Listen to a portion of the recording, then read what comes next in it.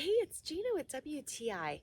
And if you're looking for a very versatile, easy to use cage for your little fur baby, then you need to check out this one I got from Bucat State. So this comes with 20 panels. I chose to do a 2x4 panel cage with the roof on top. And this allows Elsie to observe and get to know Acorn without either one of them being stressed out. We also like to be able to hang out with Acorn inside the house. And so having this inside with the provided mat has been so convenient. Both sides of the mat can be washed really well. And this is perfect in case Acorn has to do his business, especially inside the house.